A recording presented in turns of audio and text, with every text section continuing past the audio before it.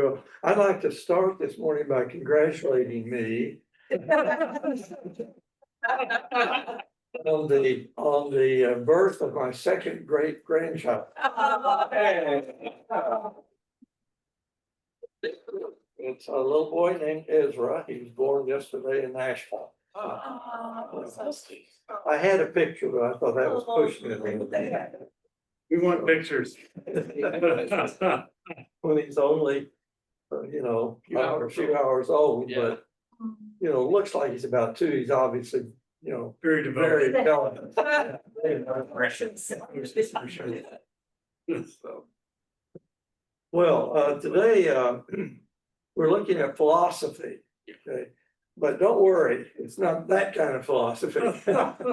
I always thought growing up, the most esoteric, impractical thing that you could ever think of is philosophy. I mean, and to this day, they say, if you ever want to get a job, don't major in philosophy because there's no way to apply it to anything. And I had a graduate course in Greek philosophy, and my teacher, who was a noted scholar and philosopher, his name was Shapiro.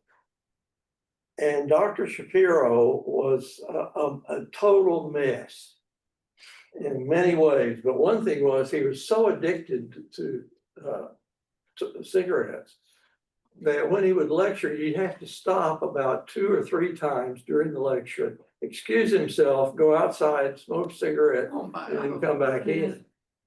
And he didn't hide it. He would tell us, this is what I have to do. And we all suffered through his taking himself off of nicotine. He came in one day and said, last night at 2 a.m. I had to wake my wife up because he was from New York City and he didn't know how to drive. And he said, I had to wake my wife up and get her to go to a 7-Eleven or somewhere to get cigarettes because I was out of cigarettes.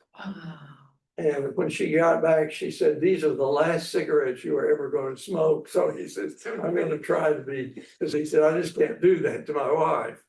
But anyway, I say that to say how impractical philosophy can be. This is not like ancient philosophy at all.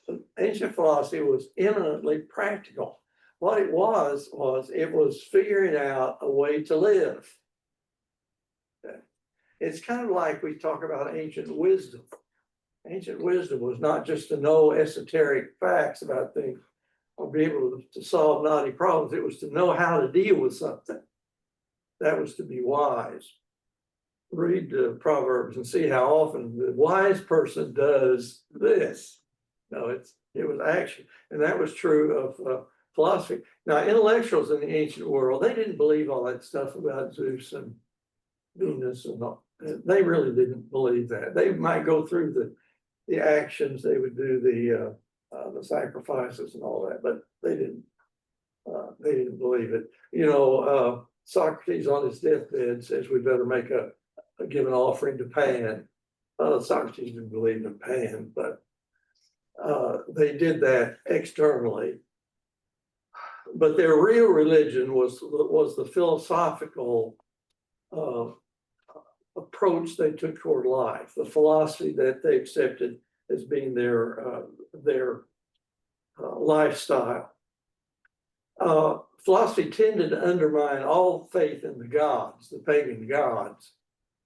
And but it did strengthen monotheism. There was room for monotheism in philosophy. Even the philosophers who would tell you if they were talking to you privately, I don't really believe in all of that, Mars and Jupiter stuff. But I do believe there may be some power over the universe. They did accept a single power or mind or something. So it tended to strengthen monotheism. And most philosophers were monotheists if they thought about God at all. Eventually, almost all of the philosophers became Christians from all the different philosophical streams. And they sometimes brought some of their ideas into Christianity. There are some things in popular Christianity or historic Christianity that don't come from the Bible. They come from these highly intellectual philosophers who eventually converted to Christianity and brought along some of their ideas. The notable one for that is Platonism. But if I don't really hurry, I'll never get to Platonism today. Last on my list. So they synthesized, with some exceptions, they synthesized with Christianity. And the interesting thing about these ancient philosophies is there's some expression of every one of them today. I have personally met people who fit into one of these categories I'm going to tell you about today. They don't know that they're going down exactly the same stream as one of the ancient philosophies. You'll see what I mean as we go. The first one I want to talk about is Epicureanism.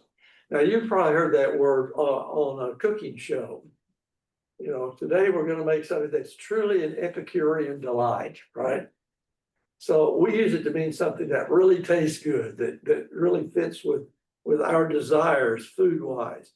And that's a good use of the word, because the Epicurean believed that pleasure was the object of life. An Epicurean starts out with life and says, if life has any value or meaning at all, it comes in those moments when I have pleasure. So, for example, the typical phrase of the Epicurean is eat, drink, and be merry. Okay. Although I'll have to say, for Epicureans, that didn't mean it was just party. Okay. They didn't really believe that, because they learned after one or two intemperate parties that sometimes you can think you're having pleasure, it's followed by lots of pain. And so an Epicurean would just say, no, that doesn't mean I'm just going to do whatever my body finds a moment or two of pleasure in. I'm going to live in such a way that I have more pleasure than pain in my life. And sometimes that means not taking another drink instead of taking another drink. So they were not just party animals by any means. So pleasure is the goal, but not necessarily sensual pleasure, which is then followed by some kind of bad repercussion. Epicureans generally just rejected religion, religious, the gods, and the reason they did that was because they said, if you believe in the gods and if you believe in a supernatural world, it makes you afraid, and fear doesn't fit with pleasure. And so I think about that. I see Ron Reagan Jr.'s commercial. Have you ever seen that commercial he does where he's advertising the Society of Atheists or something? And he ends it by saying, my name is Ronald Reagan, and I do not fear burning in hell. That's a perfect Epicurean way to handle something. If I just deny there being another world, then I don't worry. I live a more pleasurable life. So they just deny. And if you just start dealing with gods, well, the gods want something, you may not be pleasing them, so just forget them. And this is what they tended to do. Including afterlife, the supernatural and the afterlife. Epicurean he is interested in this moment and in having pleasure in this moment. By the way, sometimes some Epicureans did believe that gods existed. The gods probably do exist, but they're all good Epicureans. They have no interest at all in human beings, because we certainly would not bring them any pleasure. So they're up in the fields of heaven having a really good time. They are separate and uninterested in us. So what is the world that we live in? The world is entirely made up of atoms falling through space. Which, by the way, we think of as being a very modern idea. Some of the most famous names, scientific names in physics and other areas in our modern world will tell you ultimately that their personal belief is that existence, the universe, is a bunch of particles falling through space. And somehow or another, and the philosophers would figure out how some of these atoms or particles begin to hook onto each other. And eventually, out of millions and millions of attempts, they finally end up being a rabbit or being a tree. But that this is pure chance, and it's happening just as everything falls through space. and by chance connects with each other. Your body and your soul, everything about you, disintegrates at death, and you become the particles again. So that the universe is simply a process of the particles falling, combining, and then falling apart again, including human beings. I actually think people that I hear seriously talking about this issue today, I'm sometimes surprised by how many highly intelligent, how many intellectuals actually believe that. And they also believe that therefore the only meaning you can get out of life is whatever pleasure. In other words, they're pure Epicureans. It's not just an ancient philosophy. It's a very, very modern way of looking at the world. By the way, you would never believe in resurrection. And that's why when Paul deals with Epicureans in Acts 17, they deny the resurrection. It does not fit with that idea of what reality is and what death is and so on. Well, how do you deal with pain if life is pleasure and you've got a really bad headache? You know, how do you deal with that? Well, they said you offset pain with the memory of past pleasure. You develop your mind in such a way that you get your mind off the pain by reliving the thing in which you were really having a good time. One experience statement was, if sharp, it is short. If long, it is light. That's what they said about pain. If sharp, it is short. If long, it is light. Of course, we all know, if anybody's ever dealt with a serious illness, that's not true. Pain often is sharp and long. But this was not the way they chose to see the world. So this was what they felt. It's interesting that Paul one time specifically mentions the Epicureans in 1 Corinthians. It's in 1 Corinthians 15 when he's talking about resurrection.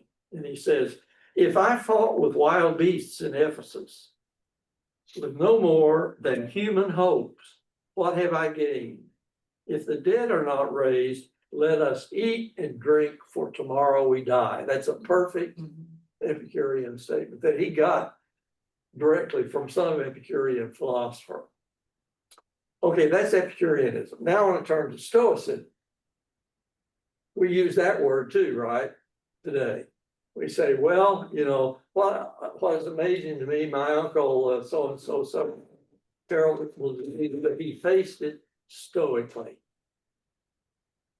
Well, that has some connection with Stoicism was the dominant philosophy of the ancient times of the Roman world. And it basically Seneca, who was the famous Roman philosopher who was the Stoic, said, God is nature, is fate, is fortune, is the universe, is the all-pervading mind. Now, see, a Stoic didn't believe that all that exists is just atoms falling through space and chance combinations. But they believed that there was an all-pervading mind behind everything. I've been amazed. I'm always amazed by changes in language anyway, but I've been amazed. Have you noticed this, how in the media today and in modern talk, particularly among intellectuals, you never use the word God. What word do you use instead of God? Universe. The universe. The universe. Pure Stoicism. I don't know if people who are doing that realize that. That's exactly what an ancient Stoic would have said. The universe is doing this or that. I don't know how we came up with, I think maybe it got to not be cool to use a word that sounded religious, so we don't say God. They mean God, but they don't mean necessarily the God of the Bible. They mean the Stoic God that's behind everything. Now, to sort of put it in the as they did in a sort of symbolic way, they said that the basic substance of the universe is eternal fire, they often called it. It's a rational intelligence that's behind everything, and it's in you too. If you're a human being, you have some of this eternal fire, this holy stuff within you as well. And the way to live your life is to live in tune with the universe. You have the impulses within you. Everything in the universe has this eternal divine fire in it, and it's acting according to its nature. Human beings are a little odd because they are actually able to act against their nature. And that's where unhappiness comes from. For a Stoic, if you'll act like you're supposed to as a human being, like the universe designed you to act, you'll live a happy life.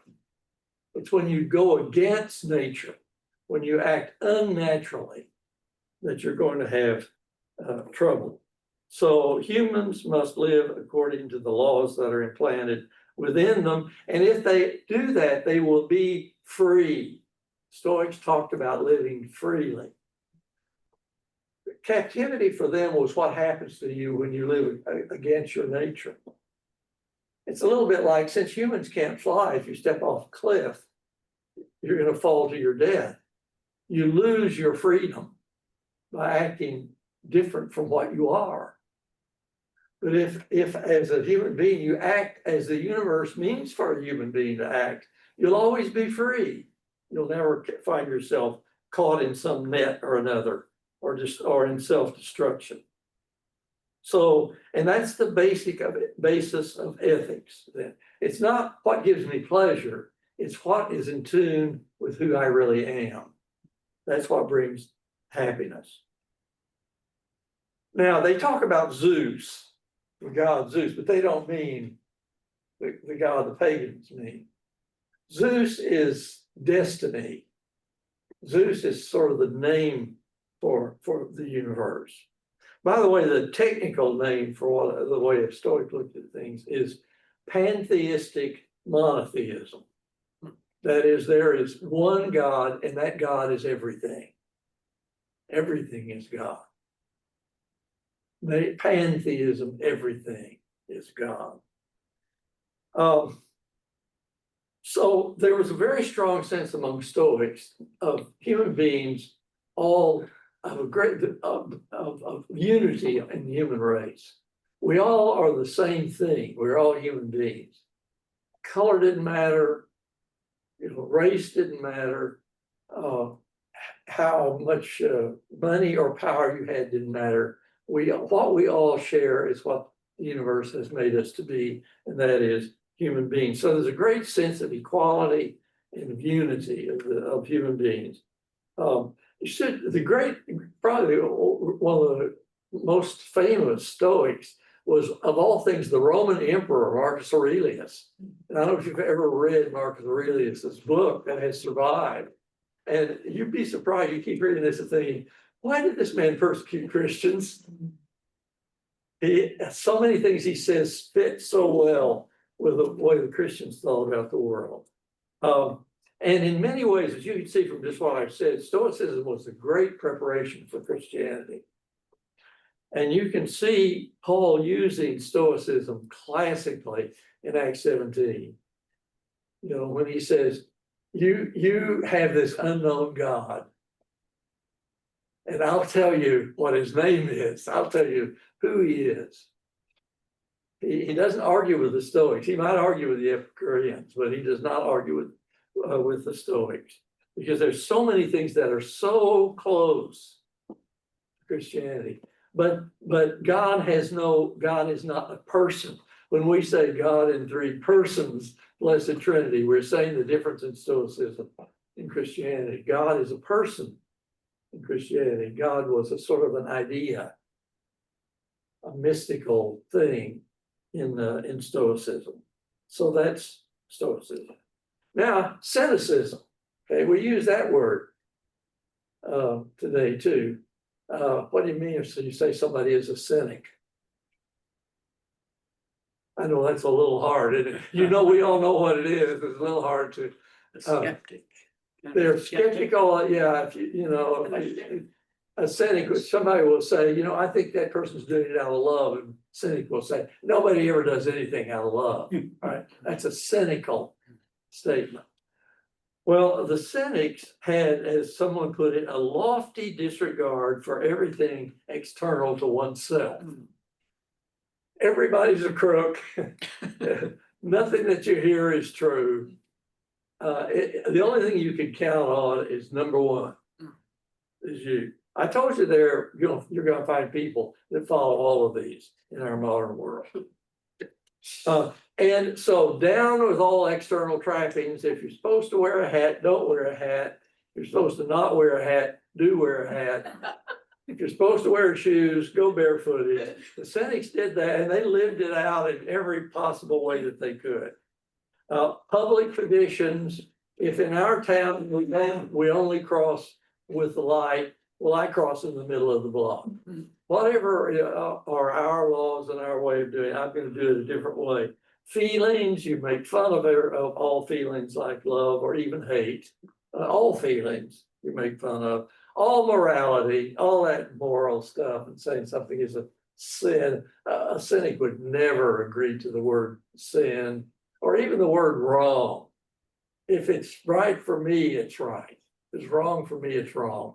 But other than that, it has no meaning. They made fun of conventional behavior, conventional standards. They made fun of all the superstitions because people were very superstitious. Of course, they made fun of all. They walked under every ladder. They tried to get black cats to walk in front of them. They did all of that stuff. You know what the word cynic actually means? It comes from the Greek word for dog. It means to live like a dog. And they meant this in a positive way. An old dog, he's a dog thinking about the morality of anything. Or how you're supposed to act. No, a dog just does whatever the dog chooses. Maybe not if he's your lap dog, but I mean, the dog's out in the street, So that was the Cynic. It was a philosophy of nonchalance. Okay, and then finally, there are other philosophies. I'm just mentioning the very main ones. The last one I want to mention is Platonism.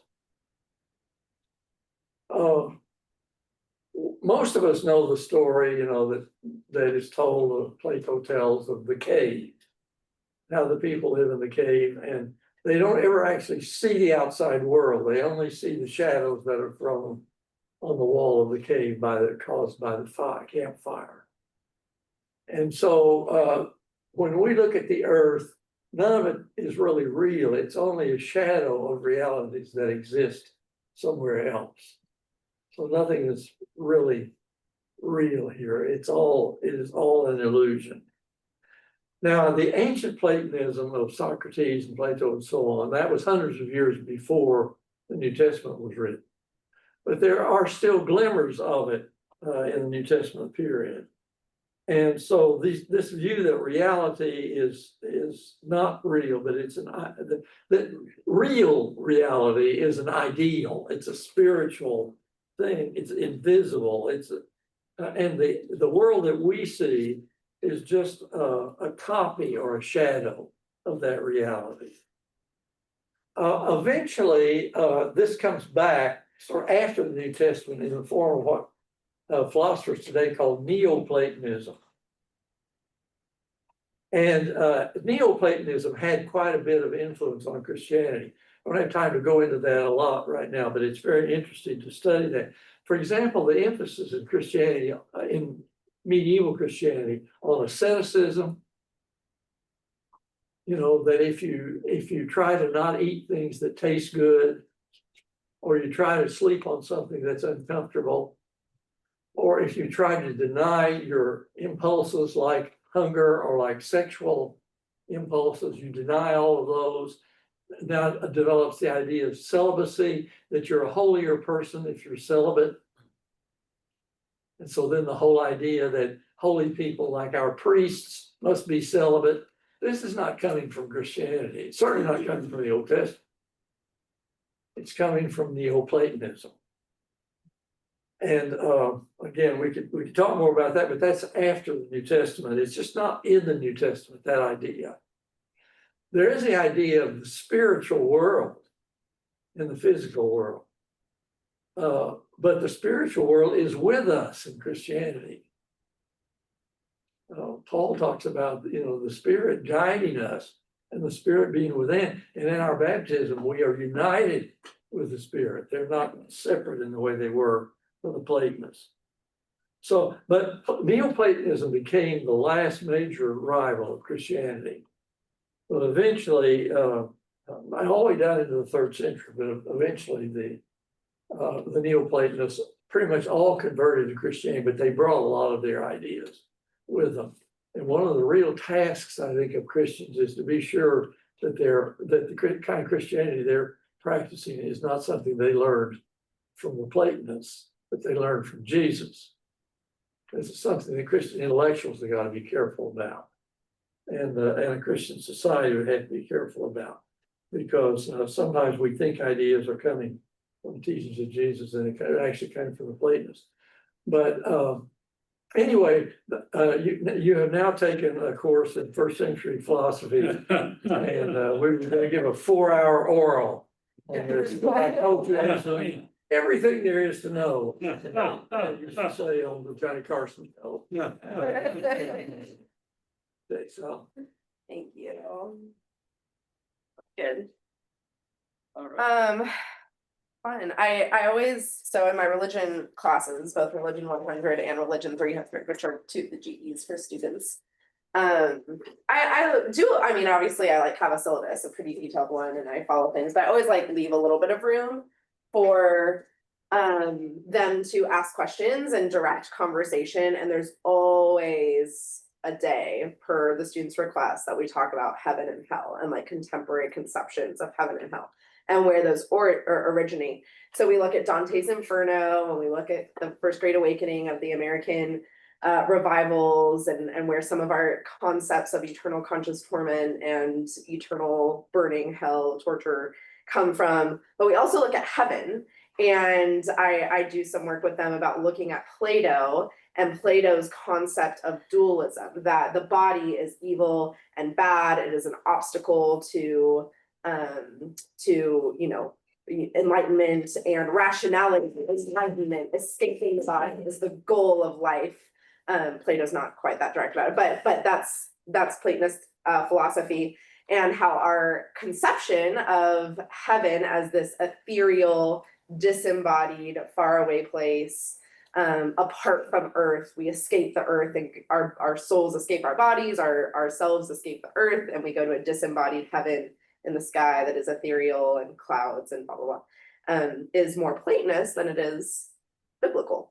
And so I tell them, and this is true for myself as well, just, we should just be honest. That doesn't mean it's false, but we should be honest about where it comes from. None of us know what happens after we die, what judgment looks like, or what the new creation will look like. But the image of the Bible is a new heaven and a new earth, a new creation that is reconciled. And they're always just kind of wait, what?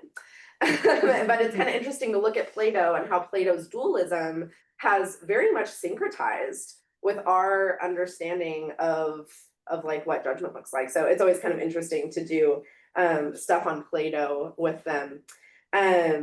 Whereas Jesus has I think responds to Plato in some really interesting ways. We'll look mostly at Acts, but we think of the Lord's Prayer, for example, in Jesus's teachings. Your kingdom come, your will be done on earth as it is in heaven. The spiritual realm and the earthly realm uniting and becoming one again, like it was in Eden, as opposed to escaping this earth and going to a different place. And of course, Jesus is kind of referencing the Garden of Eden a lot of the time, where God calls creation good over and over and over again, calls bodies good, calls the material world good, calls humans good, intentionally creates an embodied material world of atoms and particles, but with intentionality and with purpose. And then of course Jesus has the greatest command that's less it's partially just a response to human evil, but it's also a philosophical statement: love God, and the second is like it, love your neighbor as yourself. But the first is love God with all your heart, soul, mind, and strength. Your whole being, everything including your body, is called to worship God. And then of course love your neighbor as yourself, a really direct response to cynics, but of course to just human nature in general. Even if we wouldn't abide by cynical philosophy, right? Like we all have those inclinations in us to prioritize number one. And then the last Jesus statement I wanted to just point out was in the Sermon on the Mount when he says, be perfect as your heavenly Father is perfect. That word perfect there is not what we think of when we think of perfect. In English, when we hear perfect, we think flawless, without any mistake or error or flaws or whatever. But the Greek word there is better translated as whole, W-H-O-L-E. Whole. I did not stop. It's better translated as be whole, be integrated, be united, be so in the context of the Sermon on the Mount, Jesus is really concerned with devotion, singular devotion to God. Be whole as your heavenly Father is whole, integrated, complete. And so we see in Jesus, some of Jesus's most famous statements there, the Lord's Prayer, the greatest command, the Sermon on the Mount. We see responses to the contemporary philosophies of the day, which I would argue a lot of those philosophies, perhaps we gravitate toward them because we come from Western culture. We are the inheritors of that culture. Perhaps it's just human nature that those are the ways we wrestle with what meaning is. And these are some of the answers that are people who have given over time. Maybe it's a little bit of both. We're going to look a little bit at Acts 17 in more detail since John mentioned it more thoroughly, but I'll pause there for responses or questions or clarification. Yeah, go ahead, Brian. I just kept thinking about being American, life, liberty, and pursuit of happiness. Yeah. Those have both Epicurean and Stoic in them. Yeah, thanks for I thought that was interesting. Yeah. I think that the sort of founding fathers are very much influenced by Stoicism. Whenever you say something is self-evident, for example, it indicates that you believe that that's so built in that anybody would understand that to be true. Yeah. Natural human rights is another example in the founding. We see Paul do that a little bit at another point when I didn't compare this part, so I don't have it in front of me, but when Paul talks about it is natural for a woman's hair to be long and a man's hair to be short, like it's just self-evident. Like he doesn't quite say it that way, but he's just kind of like, that's the natural way of things. Men's hair is short and women's hair is long, and it's like, how is that natural? That doesn't. But Paul makes a similar argument where Paul uses that language sometimes as well. Which is normal. What we think of as normal, we often think of as natural, right? Like what we have been exposed to as normal. I mean, we all do that. I'm not criticizing Paul, but Paul does do that as well. Yeah, any other observations about Stoicism or Epicureanism or Cynicism? We're going to turn in particular to Stoicism right now in Acts 17. Before I do, I wanted to mention a book to you. There's a really excellent book, and I meant to look at the author while John was speaking. There's a really excellent book called The Cave and the Light. Has anyone ever heard of it? It's The Cave and the Light. It's a really excellent book. It's not a religious book exclusively. It's called The Cave and the Light, Plato versus Aristotle and the Struggle for the Soul of Western Civilization.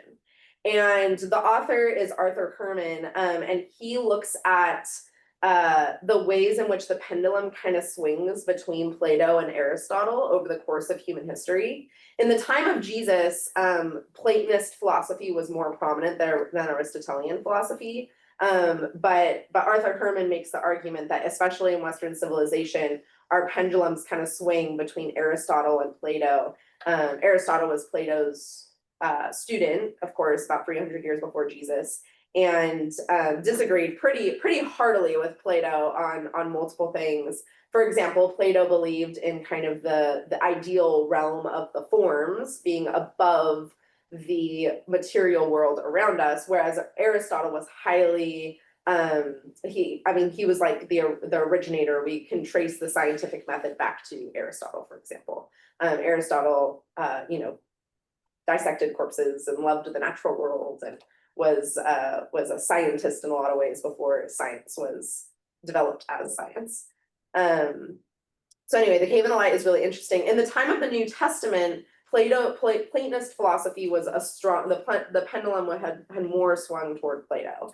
Platonist philosophy, Platonist ways of viewing the world were more prominent, were stronger than the Aristotelian impulses.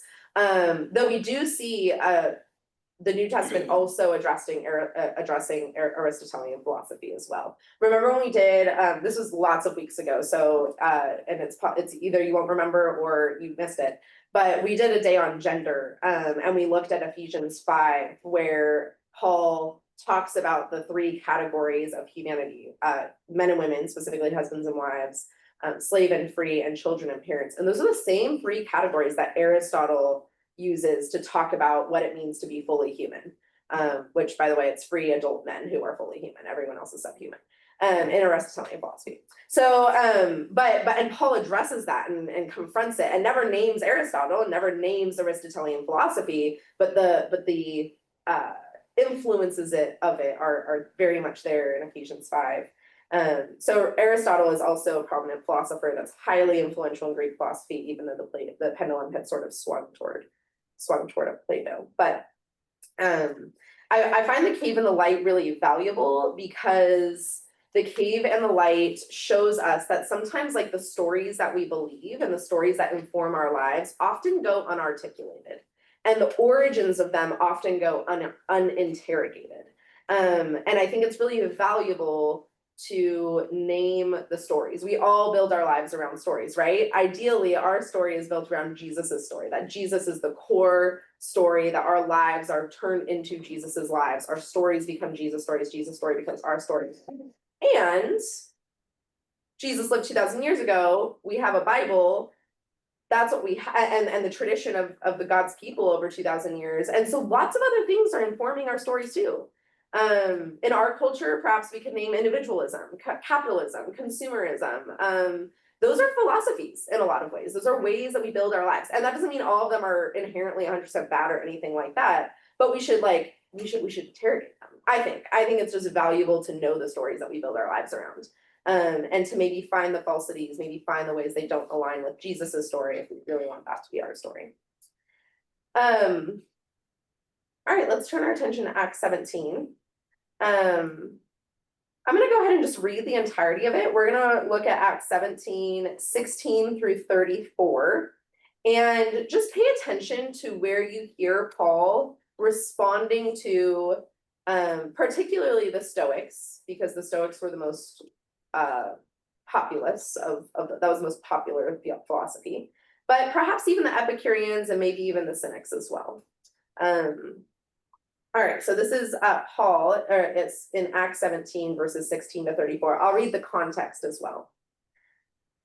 While Paul was waiting for them in Athens, he was deeply distressed to see that the city was full of idols. So he argued in the synagogue with the Jews and the devout persons, and also in the marketplace every day with those who happened to be there. Also, some Epicurean and Stoic philosophers debated with him. Some said, "What does this pretentious babbler want to say?"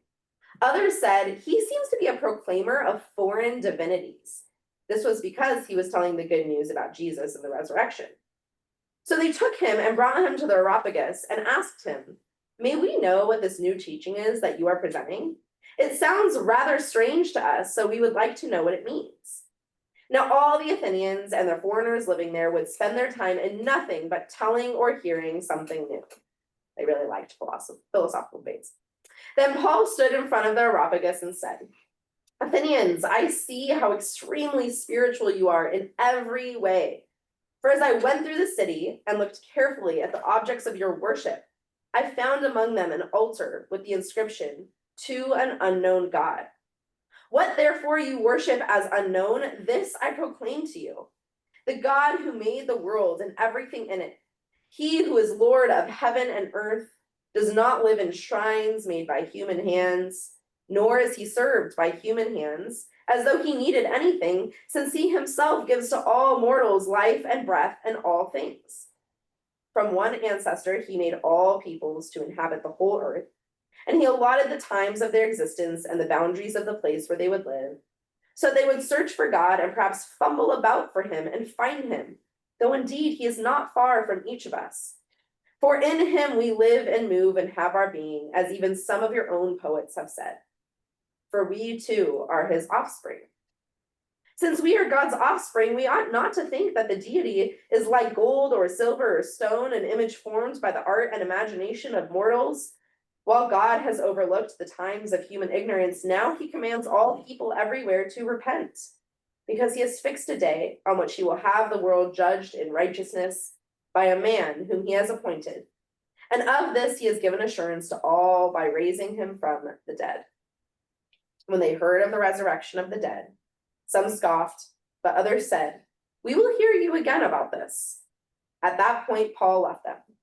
But some of them joined him and became believers, including Dionysius the Areopagite and a woman named Damaris and others with them.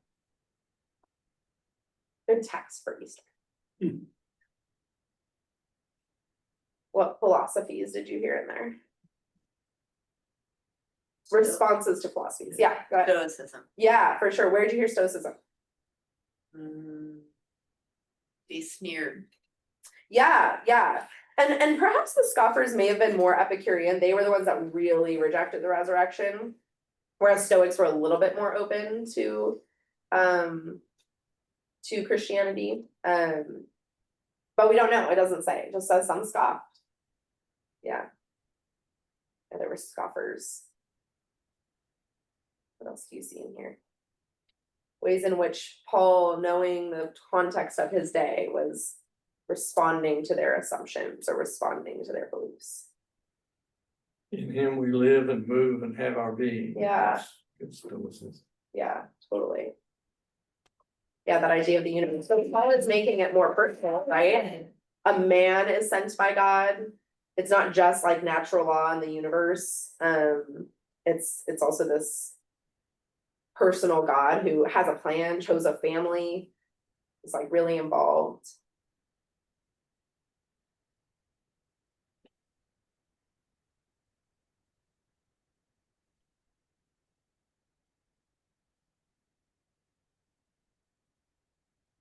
Are you pointing to someone saying?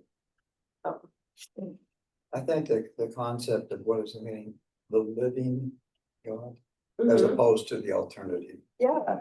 And if you put the idolatry, everything else is the alternative. Yeah. And so the word living God is used really kind throughout the Bible. Totally. So it's a pretty powerful. Yeah. Yeah, absolutely. Living, active, involved.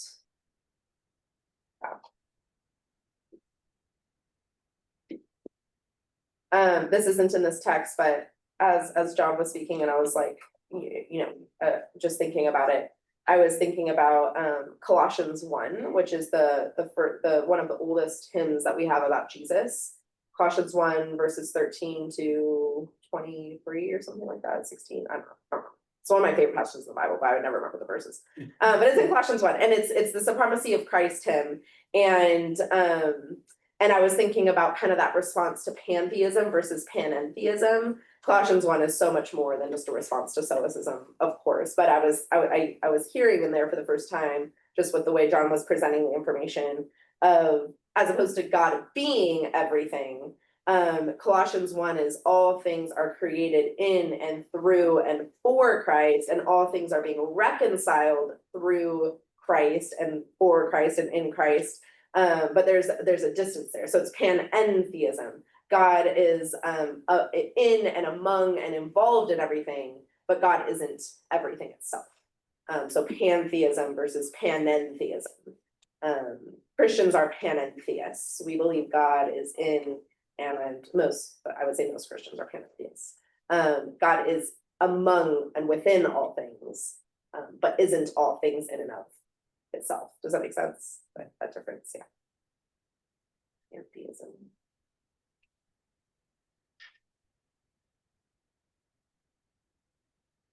It says it here too, in verse 25, since he himself gives to all mortal life and breath and all things.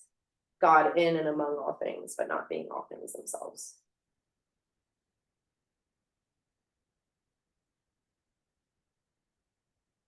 I remember we used to have dorm type arguments about some hymns, 19th century hymns, that we sometimes call the nature hymns, about whether they are, whether Pantheist they're or- really yeah. Christian or not. Because they seem to imply that God is nature. Instead of saying that God dwells in nature, or that God rules nature or something. I was sitting here trying to think what some of those were. I think one of them was for the beauty of the earth. But there's another one that even more so that you're not sure there's a real clear distinction being made between God and nature. It seems kind of theoretical, but it does make some difference. Just how you understand God, because a pantheist or a stoic,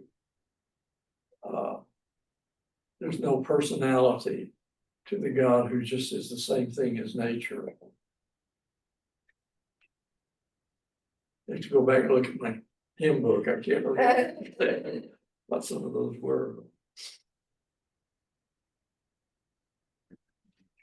Back to this idea of like stories, in some ways like philosophy, at least in the way philosophers are kind of are being talked about here, it is kind of stories. Like stories might be a more accessible word, because like you said, we have this connotation with philosophy that is like people debating these obscure things that don't matter.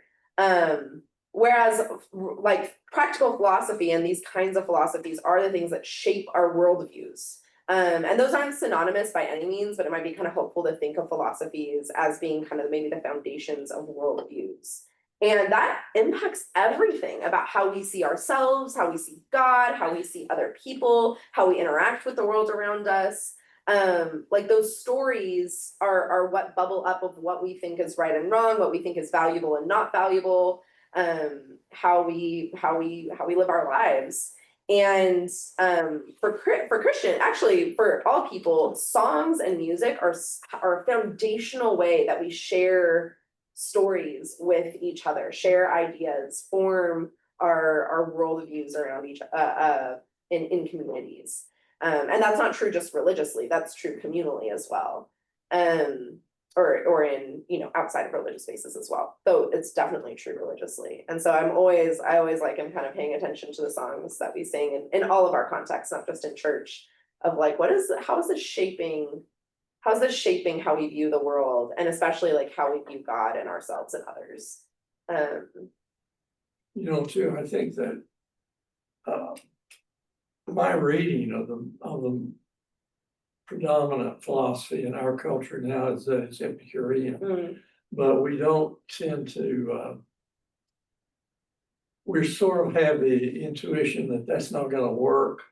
I mean, we can't really have a culture in which everybody just does what gives them pleasure, even though I think probably at least that's what you tend to hear in the media when you go to movies, when you read novels, that's kind of the way we're thinking about the world, that we're all just, trying to make sure that we're happy.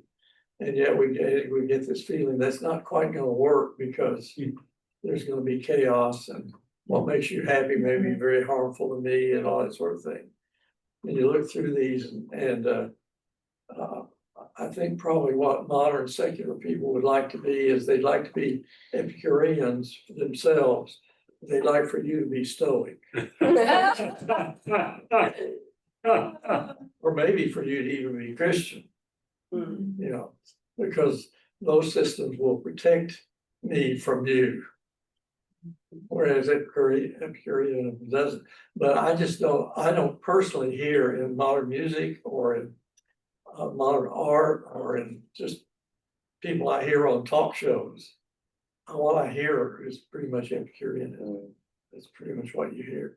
And I'm not sure where it's even being challenged. It used to be challenged when, if 60% of Americans went to church, they heard it challenged at church.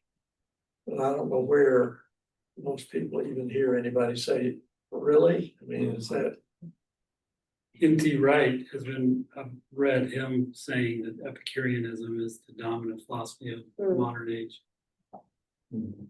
He's challenging it, but I mean, Mhm. he's writing Yeah, to, yeah. Yeah, to a certain audience. He's challenged it to the people who are listening to him, Exactly. who hear Yeah. him, yeah. The voices that most people are hearing are That's right. Etruscan voices. That's right.